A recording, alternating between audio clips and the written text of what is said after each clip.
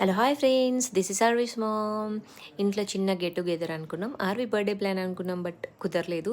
So anyway, నేను chicken తింటున్నా కదా శ్వేత, మనం రేపు చికెన్ పార్టీ చేసుకుందాం. రేపు మార్నింగ్ వచ్చి నాకు కొంచెం హెల్ప్ చేయవా అన్న, కొంచెం హెల్ప్ చేయమన్నా. బట్ అన్నయ్య, శ్వేత, కీర్తి అందరూ వచ్చి వాళ్ళే నాకు చేసి పెట్టారు ఫుడ్. నేను ఎవరి కోసం ఏం చేయలేదు, జస్ట్ అన్నీ తీసుకొచ్చి శ్రీను ఇది తీసుకురా అది తీసుకురా అని చెప్పేసి తనకి ఒక చెప్పాను లిస్ట్ అంతే. నాట్ ఓన్లీ శ్వేత గారు, నేను ఎవరు వచ్చినా ఐటమ్స్ తీసుకొచ్చి పెడతా, బట్ నేను చెయ్యను, ఎక్స్ట్రా బర్డెన్ తీసుకోలేను. తీసుకుంటే మళ్ళీ తర్వాత నాకు వర్క్ ఎక్కువైపోయిందంటే నెక్స్ట్ 2 days తర్వాత నేను లేవలేను, నాకు తెలుసు. అందుకే నేను ఎక్కువ రిస్క్ తీసుకోను అనమాట.